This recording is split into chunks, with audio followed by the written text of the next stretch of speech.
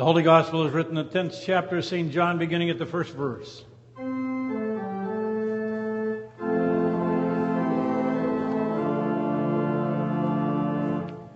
Jesus said, "Very truly I tell you, anyone who does not enter the sheepfold by the gate, but climbs in by another way, is a thief and a bandit. The one who enters by the gate is a shepherd of the sheep. The gatekeeper opens the gate for him, and the sheep hear his voice. He calls his own sheep by name and leads them out. When he has brought them out on all his own, he goes ahead of them, and the sheep follow him because they know his voice. They will not follow a stranger, but they will run from him because they do not know the voice of strangers." Jesus used this figure of speech with them, but they did not understand what he was saying to them. So again, Jesus said to them, "Very truly I tell you, I am the gate for the sheep. All who came before me are thieves and bandits, but the sheep did not listen to them. I am the gate. Whoever enters by me will be saved and will come in and go out and find pasture. The thief comes only to steal and to kill and destroy. I came that they might have life and have it abundantly." Here ends the gospel for the day.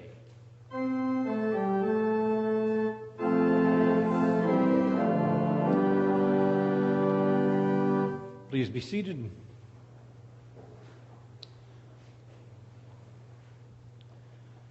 Every once in a while we are visited by some people who say they are looking for a church, are interested in a church, and we're looking around.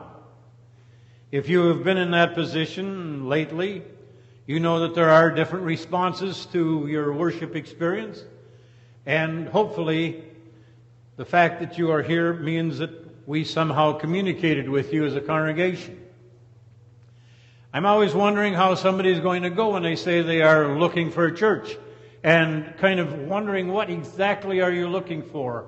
What is it that will make you feel that this is the place for you? And then I've asked myself a number of times, if it was Jesus looking for a church and he was to look in this community, would this be a church that he would find a place where he could worship properly, where he would feel a comfort, where he would feel a part of right coming through the door? It's an interesting question, and I guess I don't know the answer. And now I'm going to start by doing something that I'm going to criticize myself for doing in one of the points of the sermon. I'm going to be a little critical of other people. I see a lot of churches, and I try to evaluate them. And there's one particular church that's on in the morning, kind of when my sleep breaks, around 4 o'clock. And I turn on the television set to put myself back to sleep, and usually I see Mark Murdoch. And it's a church. And the message is always the same. The message is about the seed. And Murdoch's statement is that nothing really comes down until you plant something on the ground. Nothing comes up until you plant something. So we need a seed. And the only difference in the message is whether the seed is 100 people paying $1,000 seed, planting it in the ground, or 3,000 or 4,000 people planting $57 in the ground. What they mean planting in the ground means sending it in to them and their ministry. And I'm saying, what kind of a ministry is that? There is really nothing about the gospel in that at all. It says the gospel is going to come to us if we give something to this ministry. Then I listened to another service. Very popular ministry. You probably recognize it immediately, but it's a 30,000 member church. And the message is very upbeat. It's a very wonderful message about just getting through life in a good way. And I say, where's the gospel in that? There's nothing about sin. There's nothing about a crucifixion. There's nothing about giving your life for others. It's kind of looking out for yourself. And if you do the right things, you're going to get really something special from God. And then I look at a church and they have closed communion. And I say, what kind of a church is that? Where we prohibit somebody from receiving the sacrament. Oh, it's awful easy to find stuff to criticize with other people. And then I look at our own church and I say, what can I find here to criticize? And you know what? It's really hard to criticize yourself. It's hard to find things you're doing wrong, especially when you're in charge of doing most of them, because you think they're right. And then I look at these other people and I say, well, they think they're doing things right too. And who am I to judge? And sometimes I say, okay, if Jesus was to join a church, would he like the 60-voice choir and a nice short 7 pep up with God type message? Or is my message something that would be more attractive? It's a good question, and I certainly don't have the answer. There's one thing that is kind of interesting about religion, and very often the followers of a religion do not necessarily reflect the founders. And it happens in all religions. It might be interesting for you to know that Muhammad, when he started Muslim, really furthered the status of women in society. He was kind of heralded as somebody who brought women up in terms of status. And it seems that somehow in today's Islam, some of those states that we have Islam as a national religion are some of the most hard on women and put them in a very subservient position. I don't think Muhammad would be happy with that. Buddha would be terrified to see some of the racial discrimination in Buddhist countries, because he certainly was not racially discriminate.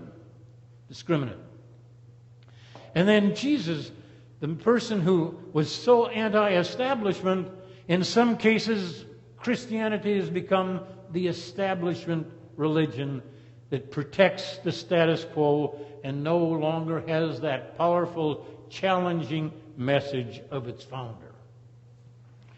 Brian McClellan has written a book called The Great Spiritual Migration.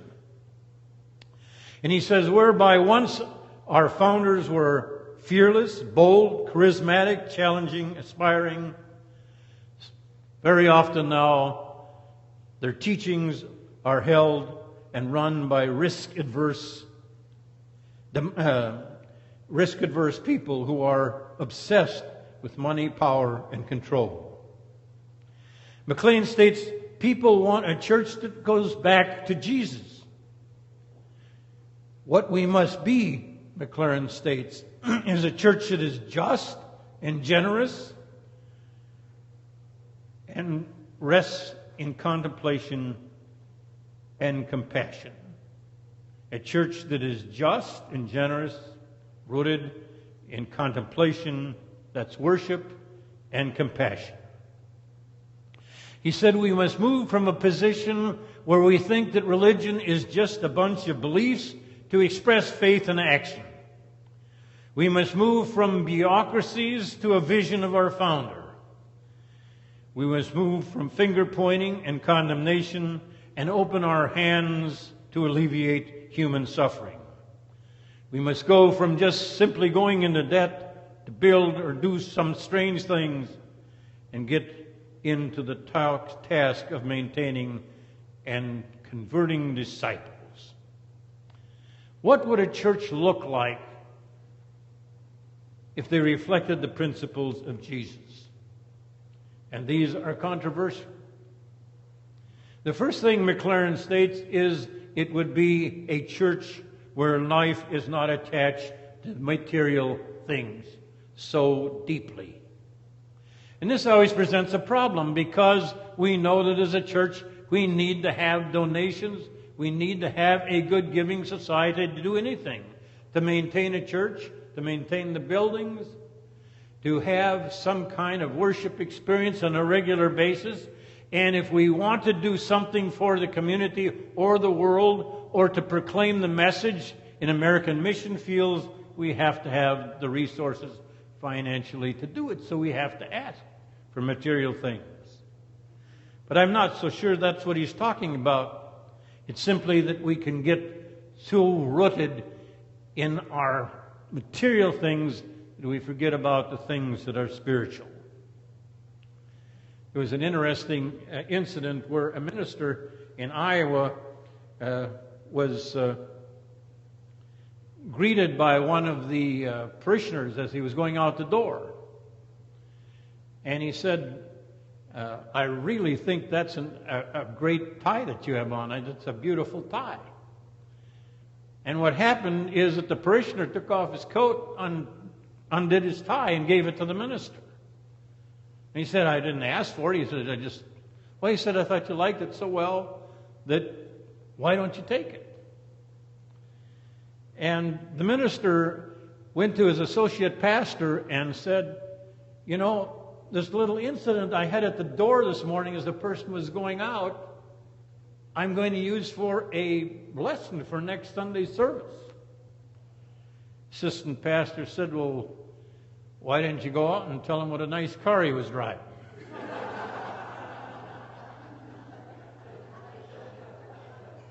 I think that's kind of the response we'd have to something like that. We see something that could be used as something of a witness to others, something as a statement, and we want to commercialize it. Comedian Sarah Silverman was on one of the talk shows not too long ago, and she is, of course, critical of the church. I think it was on the Bill Maher program, and he is much more critical of the church than Sarah Silverman is. But they were talking about the church and its excesses. And one of the things Sarah Silverman said is we should go to the Pope in Rome and tell him to divest himself of the Vatican and its property and give it to the poor. Well, maybe that was some kind of statement. The Vatican, they say, is worth $500 billion. But the reality is that would feed the entire population probably with lunch one time. And so even with what seems to be such an excess, it is very small. And what happens is that it is incumbent upon each individual to give something of themselves if we are going to alleviate starvation and many of the problems in the world.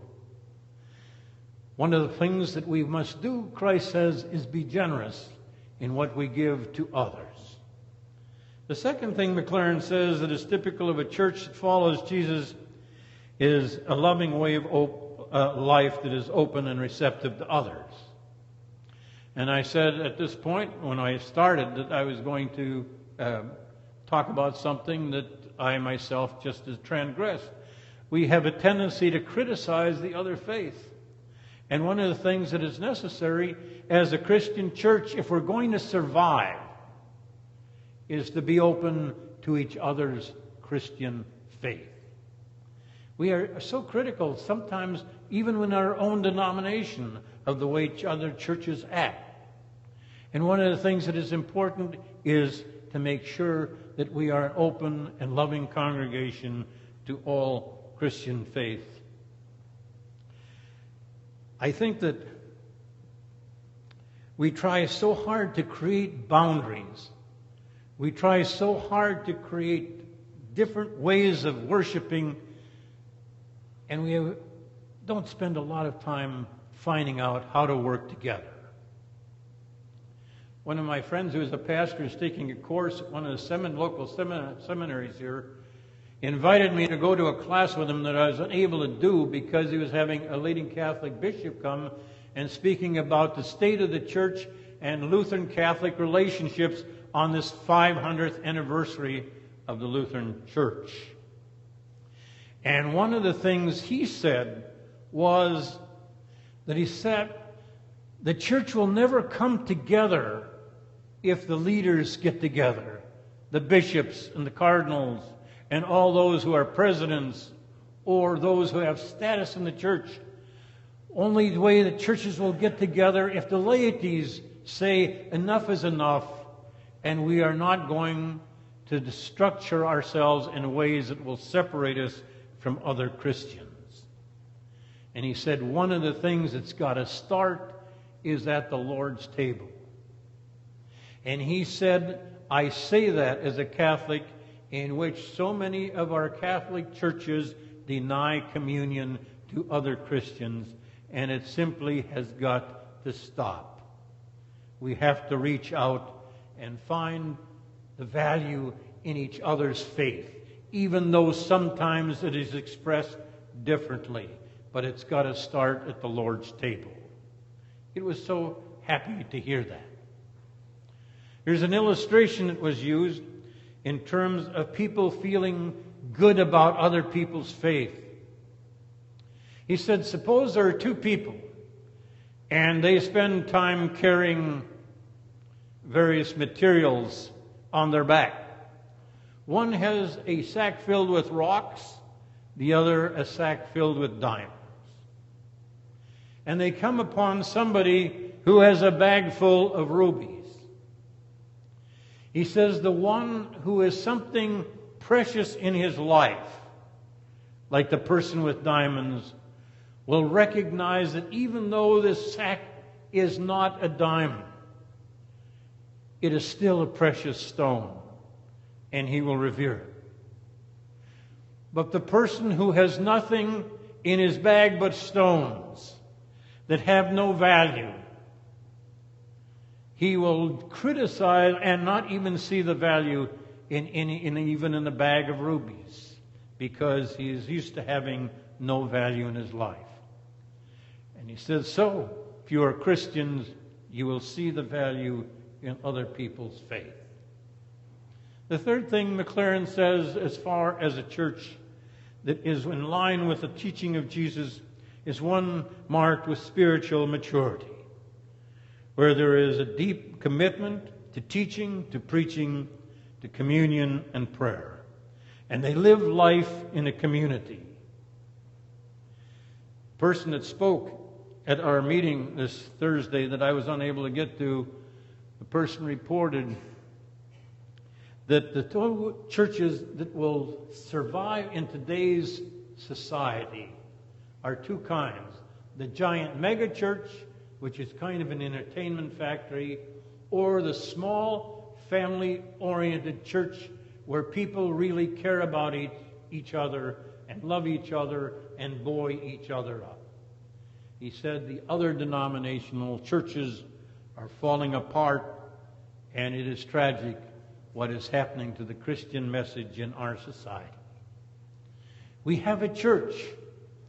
These gospel and epistle lessons after Easter are all geared toward looking at the church and looking at it positively, because the church began after the resurrection. That's when it began. And we are the recipients of that heritage. And it is incumbent upon us today, if Jesus was looking for a church today, would he choose our church? And if you find in any way that he wouldn't choose our church, then it's incumbent upon you to talk to us, the council, and say, this is where I think it would be more like a Jesus church. And then Jesus will reign. I know that Jesus is present in this church. I am sure he is present in other churches as well. But let us make this church in as much of an image of Jesus' church as we can. Amen.